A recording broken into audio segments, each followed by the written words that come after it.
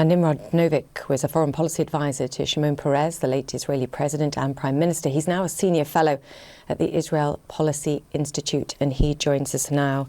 So good to have you with us this evening. We can talk about what Secretary Blinken had to say, but what we know, I think, over the last 12 hours in particular, is the extension of this truce was incredibly challenging, went down to the wire and hard fought for. If you were advising this Israeli government at this moment, what would you suggest? Should they continue to try and perhaps give ground to extend the truce and get further hostages out? Or can you see a pretty swift resumption to fighting and to war in Gaza? It seems that there's no debate inside Israel on this issue. If the current formula of 10 hostages for 30 Palestinian prisoners continues, I think the government will go for it. The public is with it. But apparently, beyond the next, perhaps, 48 hours, that's not on the card.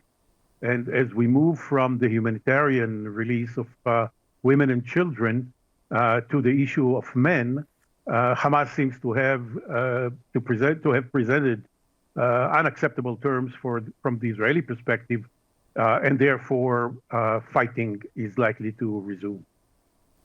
What should be the discussion at this moment? Because the hope from negotiators was at least that this truce would in some way lead to discussions that would push on towards some kind of ceasefire. What we heard from Secretary Blinken in the last 10 minutes was that Hamas has no place in the future for Gaza, which will, of course, please the Israelis. But he was also talking about the role of the Palestinian Authority. And we've heard Netanyahu, Prime Minister Netanyahu, flat out say that he doesn't want to see the Palestinian Authority in control in Gaza. What does a political solution look like when you hear the players in the last few days saying things that are at great conflict?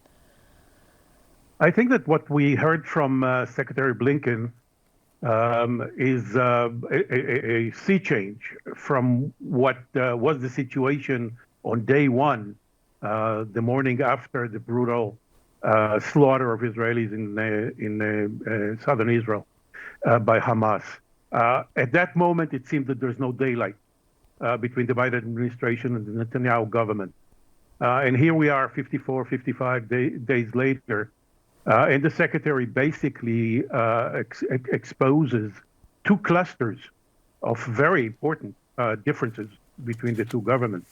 The tactical that you mentioned and that he enumerated and accentuated, which is how does Israel conduct the war, the issue of protecting innocent civilian lives, the humanitarian supply for those displaced, and so on, as well as settler violence, Jewish terrorism on the West Bank that has to be reined in.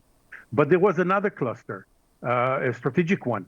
That is to say, the entire administration strategy, both in terms of pacifying Gaza the morning after and pacifying and moving the Israeli-Palestinian context writ large, on the road to a settlement, and the U.S. effort that were stopped on October 7th, and the United States obviously wishes to resume forging a regional coalition to block Iran's regional meddling.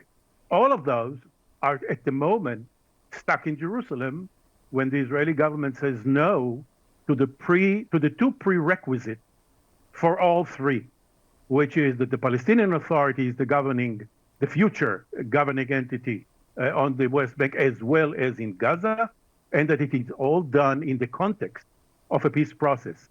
Without these two, the administration has heard in the region that no country will contribute to the post-Gaza strategy absent answer to these two from Jerusalem.